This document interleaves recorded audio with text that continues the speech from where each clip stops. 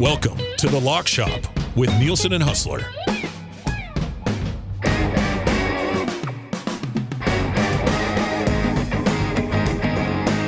All right, it is 11:03 on The Lock Shop. Thank you very much for being here today. Very much appreciated. The Lock Shop, as of all of Edmonton Sports Talk, presented to you by our great partners over at Play Alberta. And any of you from the DGen Den who are listening or are watching over on YouTube today, I sent your list of like improvements and changes and lines that you'd like to be added on a regular basis over to Play Alberta. And I'll read you. I mean, we're very transparent here. I'll send you here's the exact same thing. This is what George sent back to me from Play Alberta. He says, love to hear it, buddy.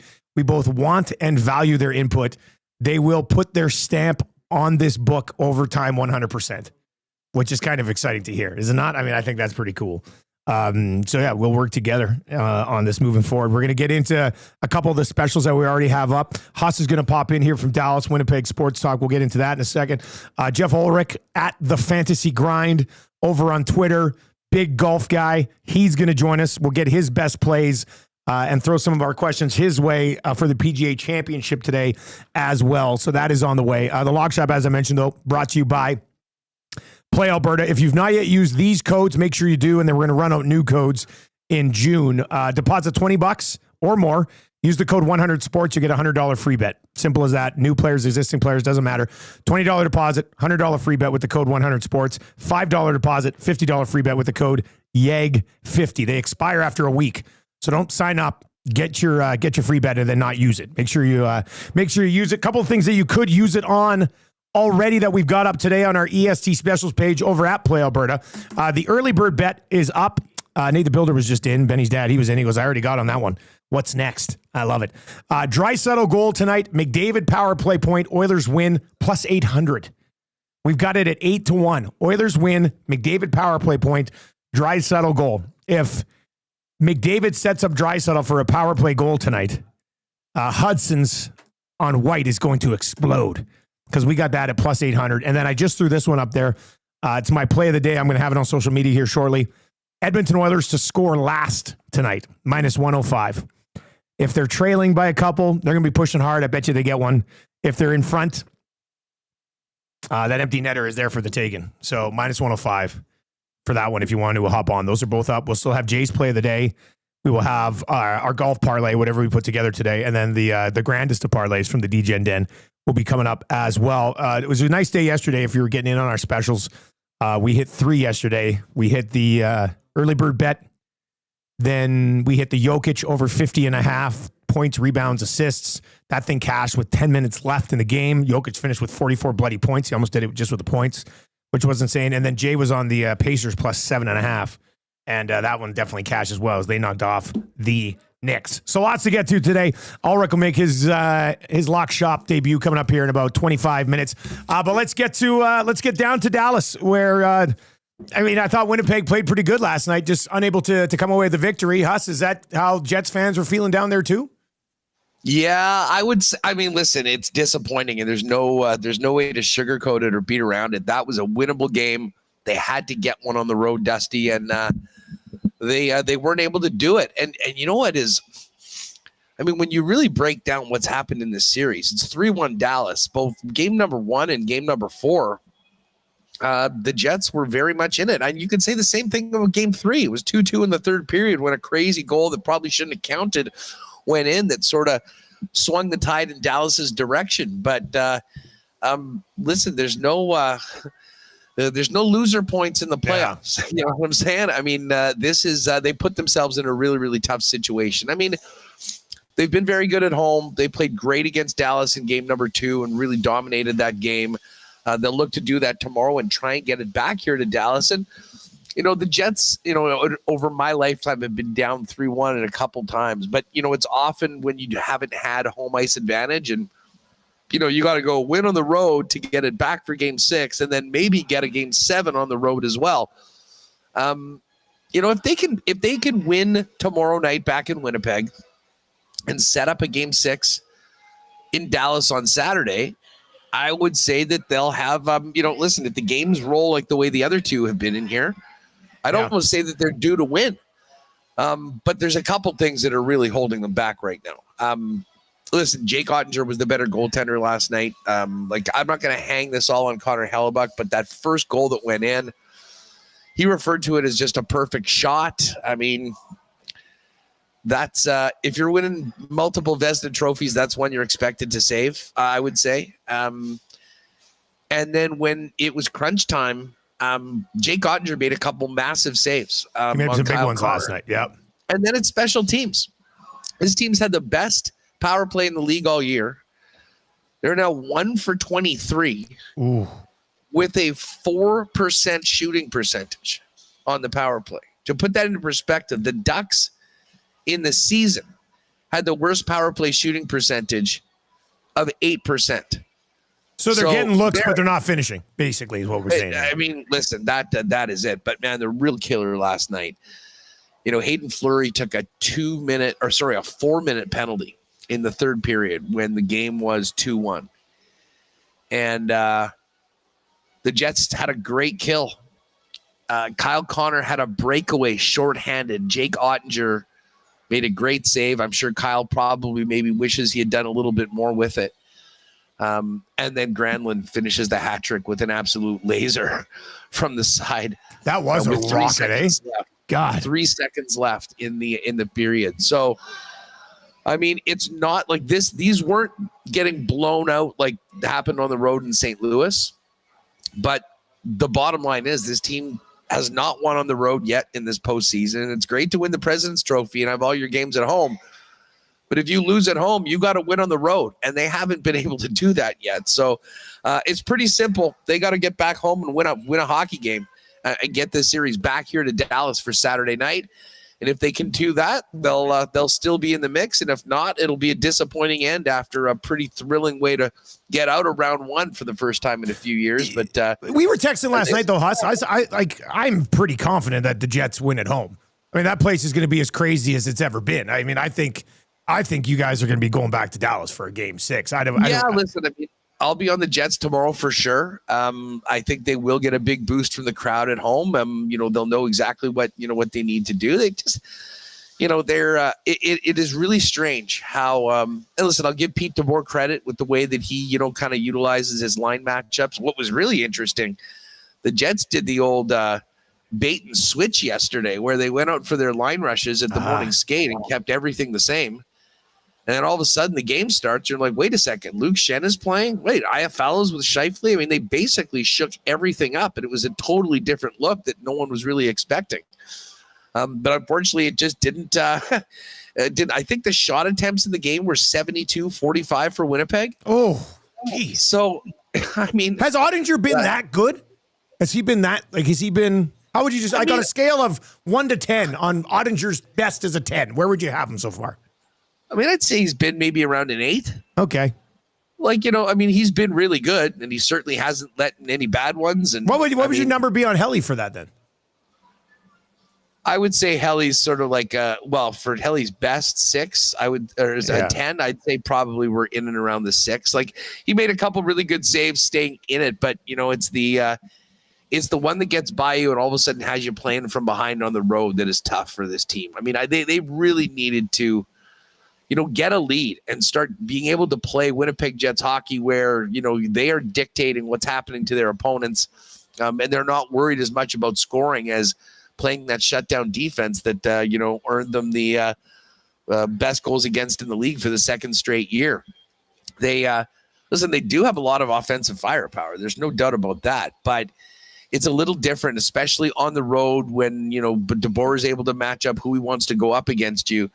You're far better off playing with a bit of a lead and the advantage as opposed to playing catch up, which is now where the Jets are in this series at 3-1. So, yeah, it was a disappointing game last night. They did play well. They did a lot of nice things. I mean, they had some chances, but as I said before, there's no consolation prize in the Stanley Cup playoffs right now. They came here to get at least one win, and they didn't get it. And now facing elimination tomorrow night, which is, somewhere that they were in Game 7.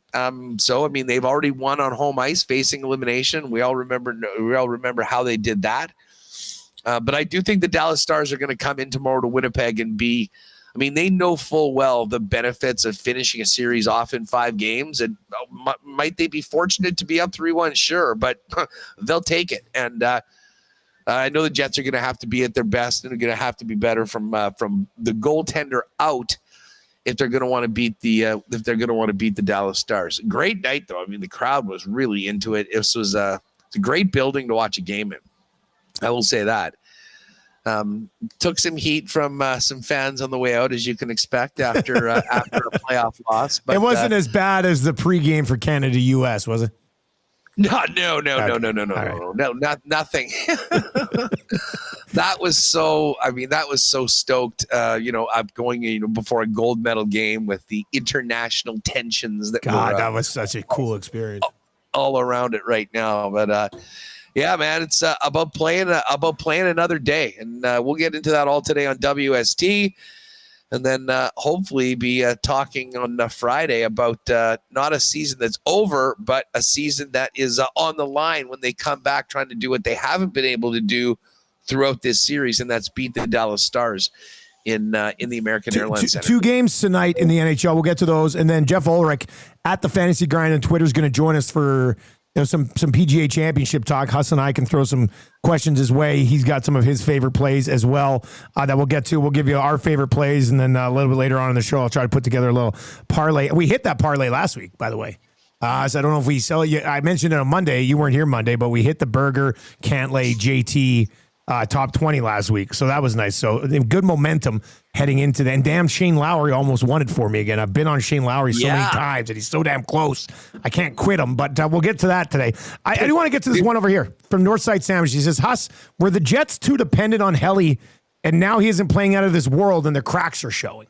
They were more than just great Hellebuck this year, right? Were they not? No, for sure. Yeah. Listen, that take would have been very appropriate, I would say 2 years ago and before. Like when Hellebuck won his first Vezina trophy, it wasn't because they were leading the league in goals against. It was because they were leading the league in high danger chances against. I mean, they were let's just say they were giving him plenty of opportunity to show the great goaltender that he could be. This year, they've been buckled down. They've done a hell of a job at preventing, scoring chances against. They kept those down. But as I said, the margin, at this point, when you're talking about the best 8 teams in the National Hockey League, the margin between winning and losing is so tight. I mean, it often is just one goal. And, we always talk about timely goals, timely saves. There is an element to how one singular goal can change the landscape of the rest of the game. And, getting down early 1-0 in both of these games against Dallas was really problematic for the Winnipeg Jets. And, you won't and can't hang it all on, one player on the goaltender. But I'll tell you what, Jake Ottinger made a couple huge saves when they really needed. Unfortunately, particularly on the power play, Hellebuck just was not able to lock it down. All right, 780-218-9999. We got some people in the inbox already texting in some of their favorite golf plays, which is nice. If you're watching Lock Shop today over on YouTube, hammer the thumbs up for us. Let's try to push it up towards 100 likes today on the Lock Shop. We got the oil stream coming up at noon today. Geoff Ulrich of Fantasy Grind at the Fantasy Grind on Twitter. He's going to join us in about 15 minutes time as well. And we will get to these 2 games tonight. And of course, Winnipeg Sports Talk with us live from Dallas starting at noon today. So we'll get to the Oilers. I mean, obviously we've been talking about the Oilers a lot here. But I am curious for your thoughts on the other game tonight, the first game tonight, Florida and Toronto. I'm seeing Toronto here, plus 110, home dogs against a Florida Panthers team that has won 2 in a row. I mean, if you believe Toronto can rekindle what they had in the first 2 games of the series, you probably have to love them as a home dog tonight at plus 110. But what's your thought on where this series is at heading back to Toronto? Well, listen, Florida certainly has the momentum after winning those last couple games. And I think the Leafs have to feel, they played well enough to know that they absolutely belong with this team. Anyone that thought that, these are the Stanley Cup champs and they're just in another category than the Toronto Maple Leafs, I think were proven to be wrong early on. But much like Winnipeg, unfortunately, Winnipeg didn't take care of business at home. They come back after 2 pretty tough losses, realizing that, game 5 is everything. I kind of think, and I'll almost go out on a limb and say this, whoever wins tonight's winning this series. Like, yeah, I think Toronto has it in them to win this series. And if they get it, if they can get this win tonight, I think they get one of the next 2 against the Florida Panthers. But again, you got to do that. They did it very well in the first couple games. I guess there's no update on Stollers. It's still going to be. I have not. There might be. Let me take a quick peek. I'll take a quick peek as you keep talking there. I mean, that would be nice to get him back. Not that they're going to hang it on Woll, but Stollers has been, especially going up against his old team, a real. I mean, he was a difference maker, and he played great. And he was the better guy in the first couple games, or at least when he was, until he got knocked out. I guess that was just the first game, but the first round. Neither goalie was on the ice at the morning skate today, and yesterday. Berube said he's doing much better, but doesn't know when he can return. And then neither goalie was on for an optional morning skate today. So we're not sure. Yeah, I mean, this is time for the big boys on the Leafs to step up. I mean, we saw that big game from Nylander. To be honest, I'm going to put it right on one guy.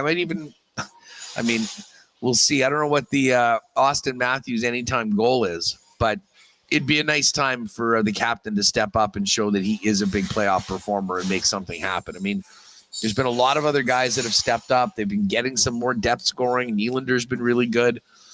But to me, in a stage, the way the stage is set right now, they need their captain, their best player, to be their best player. We say that always when teams are in and around this time. I think Mitch Marner could be a little bit more prolific at home. But I actually like the Leafs as a home dog tonight. I mean, I took them originally in those first couple games, and they did well. Listen, I'm not at all surprised that Florida rebounded at home, but we're seeing a different level of home ice advantage, first of all, for the Toronto Maple Leafs right now. I mean, it's not the library that it's been often throughout the regular season. And whoever's getting the tickets, they're coming and they're ready to go. They'll be behind that team tonight, and I think they can give them the push. So, I mean, listen, it's a tight one. I mean, we're not talking about a massive favorite or massive underdog, but if you're going to give me plus money on the Leafs at home, I'm taking it for Game 5 tonight. Where are you at? I'd be tempted in it. I don't know. I think I'm with you on. I could see the Leafs winning tonight, but I don't know if I go as far as whoever wins tonight wins the series. Like I think Florida could go home and take Game 6, and if it does go to Game 7.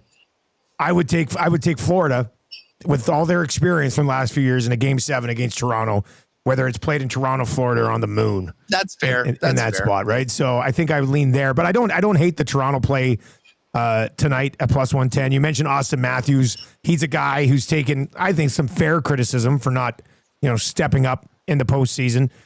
He has the best odds to score tonight at plus 136, followed by Nylander, then Tavares, then Reinhart, Kachuk, and Barkov. So expecting those three guys to maybe step up tonight, or one of them to step up for the Toronto Maple Leafs, and we'll see. Maybe I've talked about how I have a little bit more respect for the Leafs this year than I have had some other years. If Florida wins tonight, I think the series might be over. If Toronto wins, I think I'd still give Florida a chance. So we'll see. I mean, it should be a hell of a game. We got a great doubleheader tonight. I mean, this is going to be absolutely excellent. So Florida, Toronto to get us started, and then Edmonton and the Golden Knights tonight. And we were having the discussion on our show earlier this morning in that McDavid and Draisaitl, they each have 5 points in 4 games, which is good. It's not their regular season pace. Neither of them have essentially taken over a game yet so far in this series, and the Oilers have a chance to knock off a very good number 1 seed Vegas team in 5 games tonight. Huh? So you talk about teams' best players being their best players. I don't know if I'd go as far as to say that McDavid and Draisaitl have been the Oilers' number 1 and number 2 players in this series. McDavid probably. Draisaitl might not even be the second best player in this series so far for the Oilers, but they're still finding a way, which, if they can finish this thing on the road tonight, and I expect Winnipeg to force a Game 7, or to force a Game 6 at least, there could be a chance here for the Oilers to kind of get that mid-playoff rest, which I think could go a long way. Well, I think we're going to see tonight what sort of killer instinct this Oiler team has, because they played so well in Game 4, the game that you were at. Yeah. If they can translate that into Vegas, I'm not sure that even if Vegas has their A game with the crowd behind them and all that, I don't know whether it's enough. But the one thing that the Oilers have to be leery of, and this is basically the same situation that the Dallas Stars are going to be in coming to Winnipeg.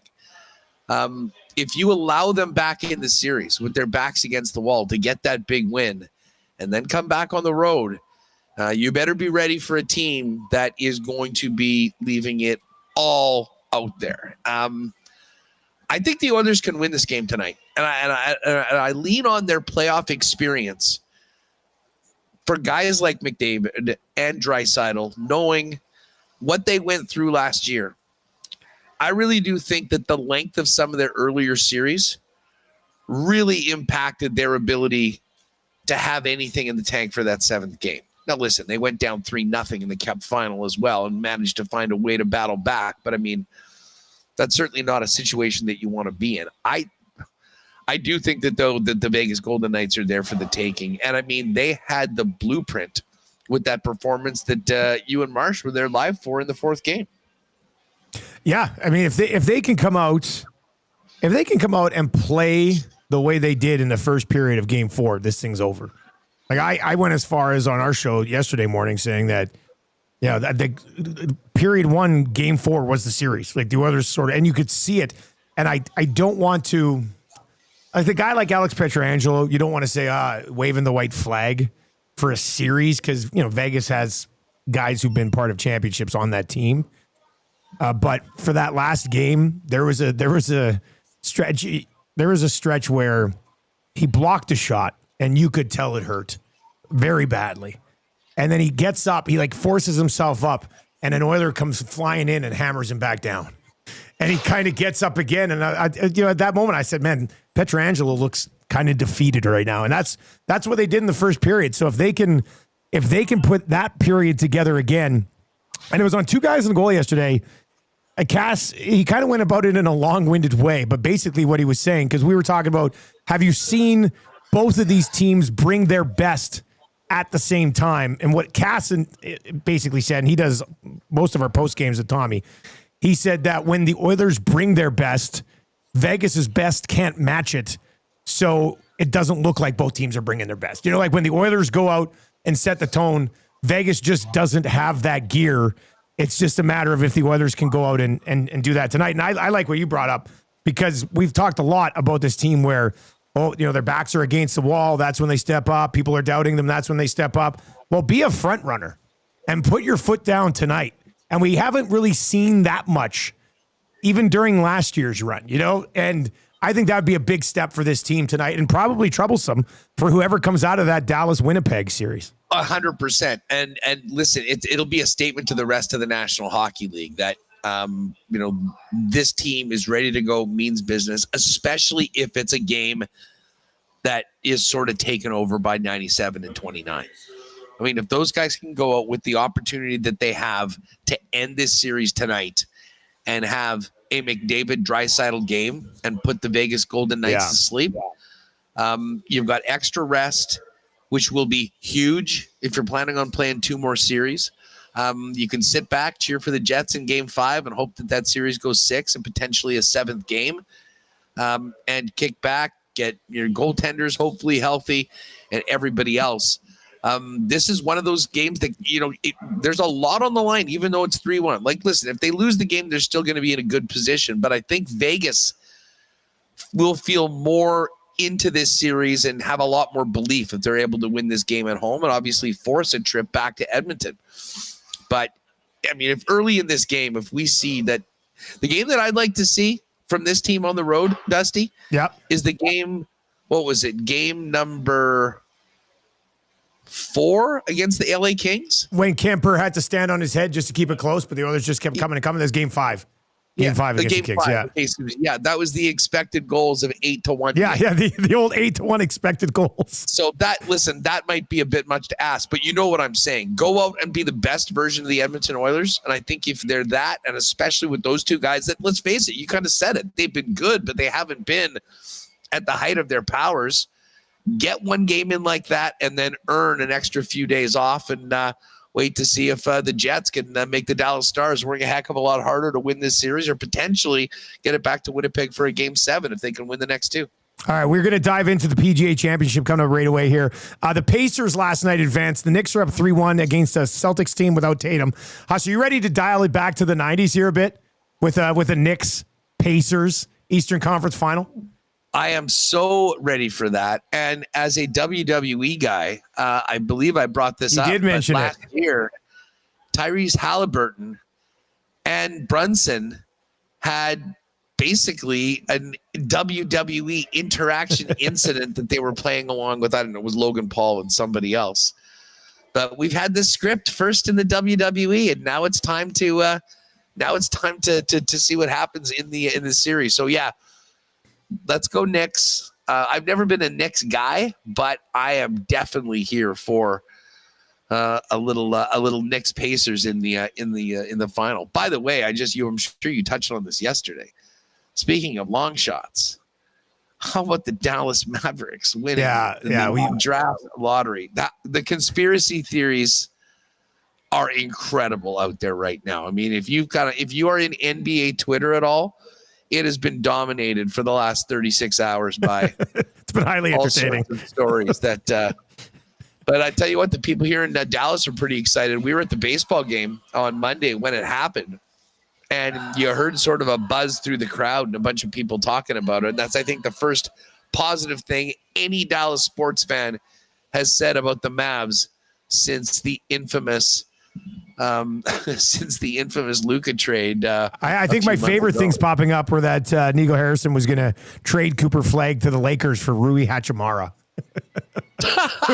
which would be highly entertaining. Well, that'd be funny. There was the morning shows yesterday were down here south of the border. We're talking about, do they make the pick for Flagg, or do they try to trade for Giannis using that pick?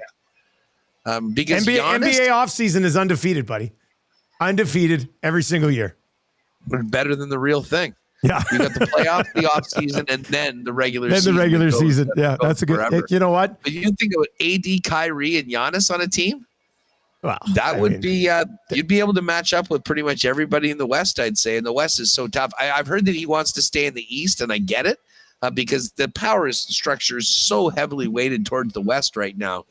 But a way better chance of being in the finals repeatedly if you stay with an East team. All right, we're going to talk some PGA Championship. We're coming in off of hitting a top 20 parlay last week, which was nice. Kind of good vibes coming in. Geoff Ulrich is going to join us. I know we've had him on our show in the past. Huss, I think you said you've had him on your show in the past. Love Geoff's work. Yeah, you can find him at the Fantasy Grind. He's got a Substack where he's got all of his PGA Championship picks and previews. So go over, follow him on Twitter at the Fantasy Grind, and then you can slide on in there. But let's bring in Geoff here, making his lock shop debut. Geoff, we appreciate the time, buddy. How you doing, man? Oh, I'm doing good. Yeah, thanks a lot for having me on. Appreciate it, guys. Hey, tell us about your Substack. Where can people find all your picks and analysis? Yeah, no, for sure. For this PGA season, started up just a little newsletter. It's basically just one day a week where I just give out a little golf preview. But easiest thing to do is go to my link in my bio on Twitter, and you can find it there. So at the Fantasy Grind, I do a little bit of fantasy work still for a couple other sites just for golf, and big into football season as well with Fantasy Life still with Matthew Berry's site. So that's kind of where I am. But we're hard into the heart of golf season, so definitely love me some outright betting and PGAs, PGA just betting in general. So Geoff, I don't know if you can turn your mic up a little bit. I don't know what your mic situation is. We can hear you, but it's just a little quiet. But I could barely hear. I was doing some good lip reading though. I saw you holding your headset there, Huss. Yeah. Is that any better? Is that maybe a little bit? Maybe a little bit. We muffled. Is there a different mic that you can select? That might be a maybe that's what it is on the like on our back end. There's like a little settings thing you can click and then choose the mic if you have multiple mics. That could possibly. Nope. Now you're gone entirely. Go back to whatever it was before. We'll make do with it. All right, Geoff. Before we get into the picks here, is that a Ted doll in behind you? Is that a Ted teddy bear, like from the movie? And he actually talks too. He talks. Can you hear me? He actually talks as well. He talks. Yeah, you can touch his hand and he says a bunch of stuff in the movie. It's actually pretty funny. Just a bunch of vicious, dirty things. That's pretty funny, actually. I like that. All right, Geoff, let's dive into this. We got to start with, and Huss and I both have a piece of what we call the Rory Slam at a very, very, very big number. So this one sets up very nicely for him. There's three guys that are kind of separated from the rest of the pack here. It's obviously Scotty Scheffler, it's Rory McIlroy, and then it's Bryson. You know, a little bit lower where you look, depending on where you're looking. He's at plus 600 or something with our book here. Where are you at on Rory heading into this one, and can he make it 2 in a row and keep this Rory Slam alive? I know. So, I mean, again, hopefully people can hear me a little bit better now, but I think that one of the most likely scenarios for this week is we potentially just see Rory just, win going away again. I took a little piece of him actually during the Masters as the Masters was going on at like plus 750, plus 800. Oh, nice. This is a course where he's dominated before in the past. He's won multiple times. I mean, we can talk about all the other rest of the field, but I mean, Rory has been like the best player in the world the last 3 months. He's dominated this event. He's dominated at this venue, I should say. And there's really no reason to think that he can't potentially do it here again. So I think if Rory wins another major this year, it's going to be this week, quite frankly. It's just too good a setup kind of to really think about fading him. Of the top 4 players, if I was just betting one of them, I know the number is really short on Rory, and I'm not necessarily saying I like the number or anything, but that's probably where I would be looking at. Huss, you approaching Rory this week?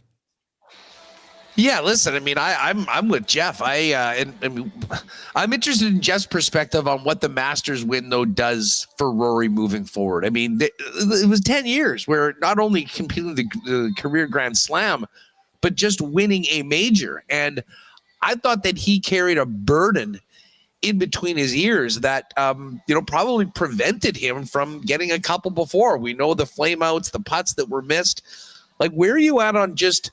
I mean, there is part of me that thinks that having that monkey off his back, knowing that he's an all-time great, knowing he's one of the 6 ever to win the career Grand Slam, with the way that he's playing, if you take out some of the demons that were around him, which I think now are gone, that he's got a green jacket, I think that he is live and will be dangerous, frankly, in all of these majors moving forward. Where are you at on that, Geoff?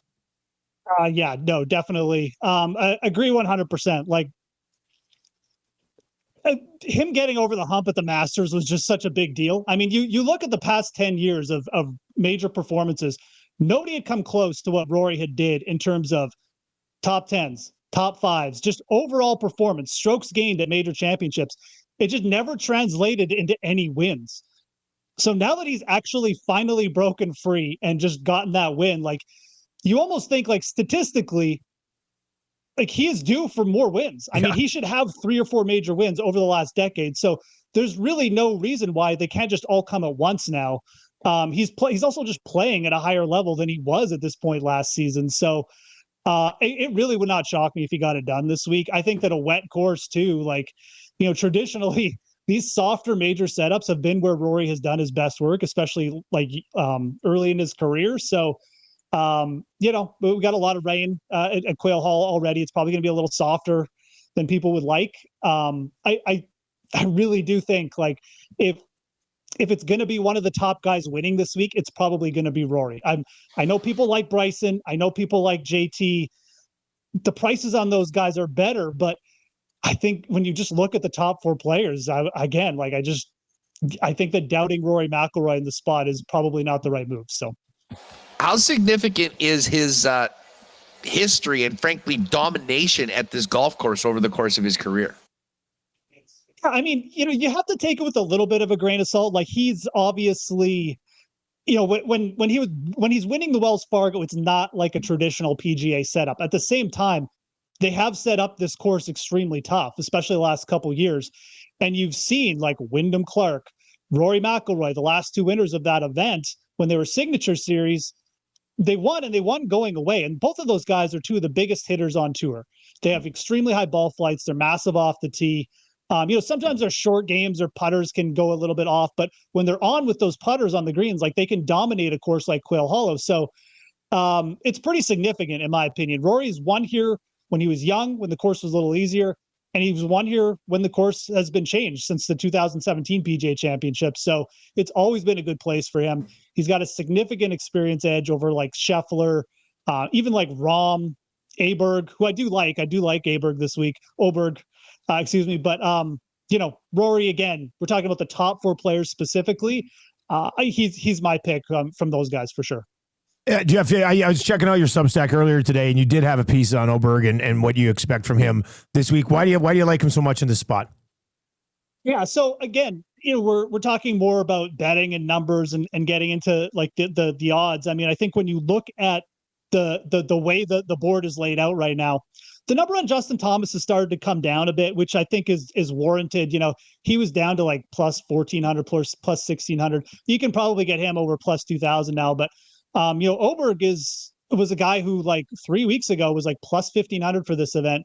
Now he's like 3 times the price of Bryson DeChambeau, which I get that Bryson has, he was competitive at the Masters, but I mean, so was Oberg. And, Bryson's been on LIV and he's got to win on LIV, but it just feels like people are just putting a little bit too much credit into like the couple last recent starts from Oberg, who has been less consistent than a lot of the top players. And I'm not saying he should be down there at plus 800 or plus 1,000, but certainly at plus 2,400, this is a guy who he hits it pretty much as big as anyone on the PGA Tour off the tee. He's got an extremely high ball flight.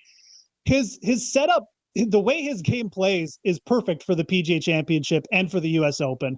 And I think that taking the discount here on him this week just makes a lot of sense from a betting perspective, just from a numbers perspective and from a style perspective. So that's where I would be looking at right now. The numbers on Rory and Scotty, they're super efficient, Bryson too. But if you're looking further back this week to start, I mean, I think that Oberg's got just as much win equity as anyone in this range, probably more. So I think that, you deal with a little bit of inconsistency. He's going to be up and down. He's still a young player. He sets up so well for this week, though. That's really the appeal there is the number on him. It's funny you bring up Oberg because I kind of have the feeling that he's going to win one, and then we're going to be talking about him right there in that group with Scheffler and McIlroy, and in majors, I guess, Bryson DeChambeau, just because of the all-world talent that he has. And we've seen what he's done so many times. But historically, and you look back at 6 of the last 7 PGA championships, it's either a guy that's won a major before, or in last year's case, it was Xander, who had been second a million times and had always been in the mix. Like, how, Geoff, I mean, where do you cut off the board with guys that realistically could potentially win?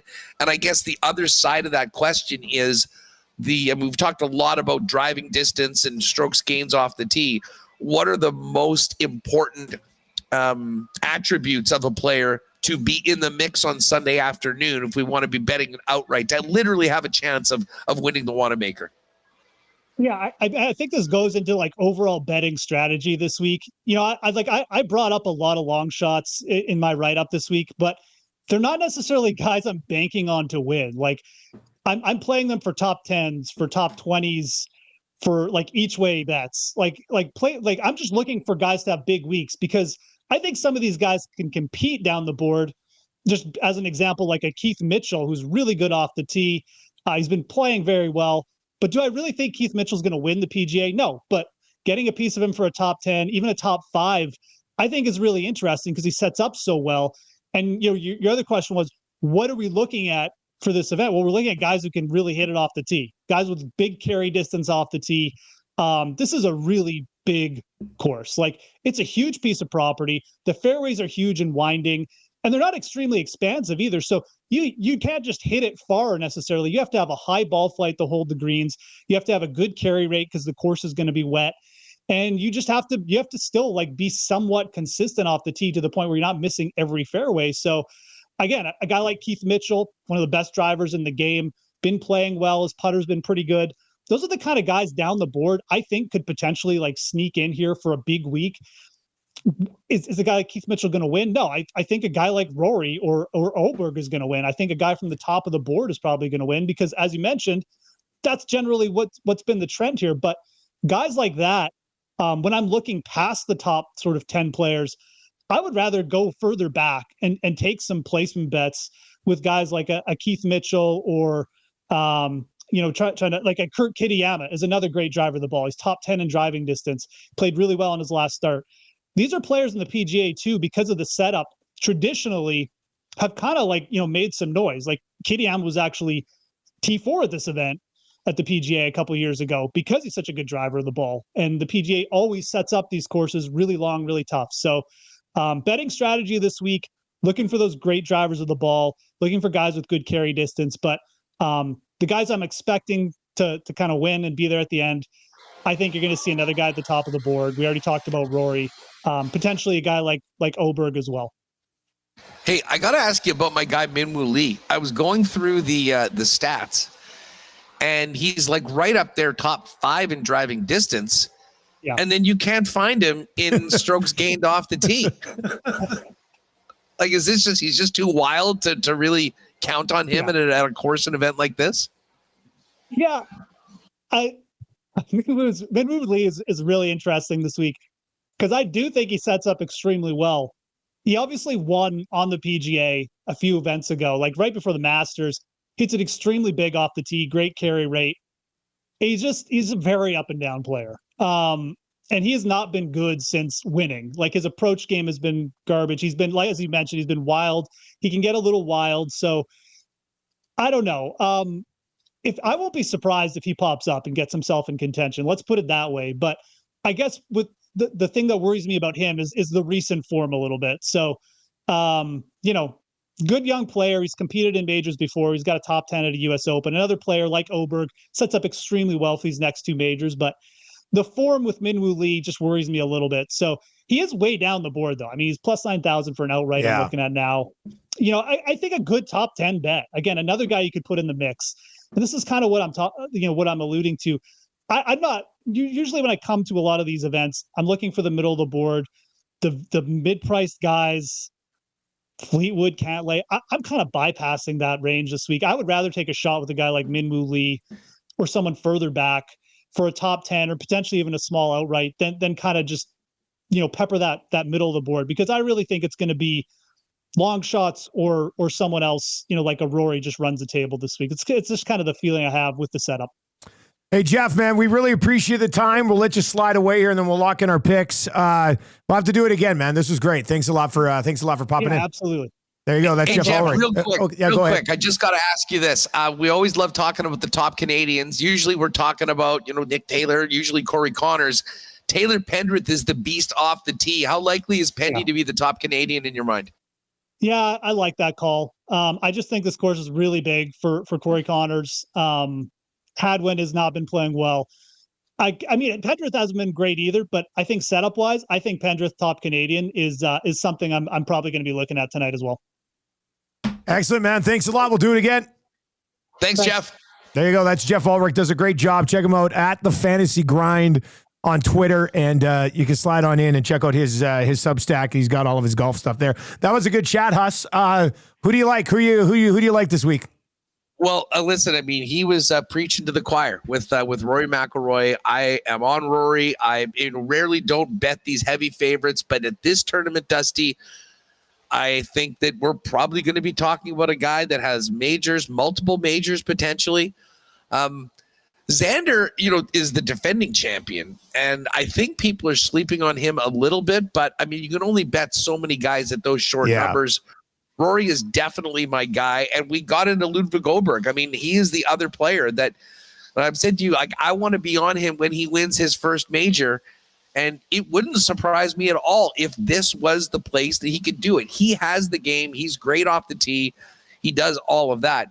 So, unlike many of the others where we're taking a few more long shots, these guys, I think you kind of have to load up. And then we get into having a little bit more fun with top 10s, with top 20s. I asked him about Minwoo. I wanted to get his thoughts on that because despite the fact that Minwoo is somewhat inconsistent when he is on, and we have seen that at times this year, although Geoff makes a great point about his very recent form not being maybe up to snuff. But I think he's going to pop in one of these majors too. So I'll be having Minwoo on a top 20, maybe even a top 10. And then the other play that I just kind of brought up to get his thoughts on it, Pendy as the top Canadian, and potentially a guy that you can bet for a top 20 or maybe even a top 10 because he is an absolute beast off the tee. That is, you have to have that at Quail Hollow. That is going to be what really separates a lot of the guys that are true contenders or that can, be in the mix for 4 rounds, having a chance to make some birdies, as opposed to guys who are just hanging on for dear life. So, I'm going to ride with Pendy as the top Canadian. I'll hit him as a top 20. I was going to take Minwoo as a top 20, but after thinking of what Geoff said, I think there might be some value in maybe aiming a little higher for that in the top 10.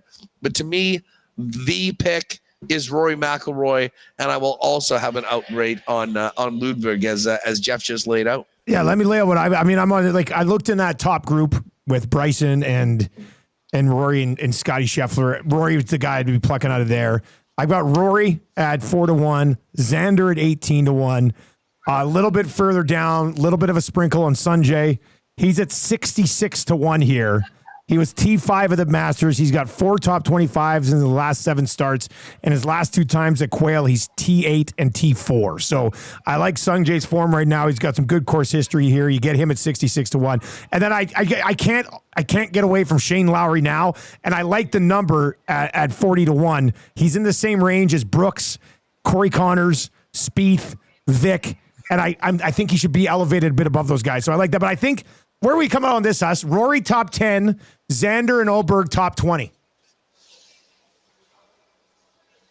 Yeah. Oh, listen, that for sure. I'm completely in on that. I mean, I think we could even take, if we wanted to be a little bit more aggressive, we can almost take Rory to top 5. Top 5. I mean, I think he's going to win, but you know what? What are do we know what the numbers? Or what's Rory's top 10? Let me see here. I've got it right here. Hang on. Let me. Where are we?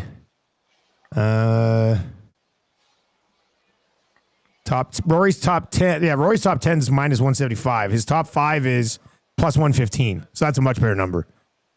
So it's minus 175 for top 10. Yeah, him and Scotty Scheffler both.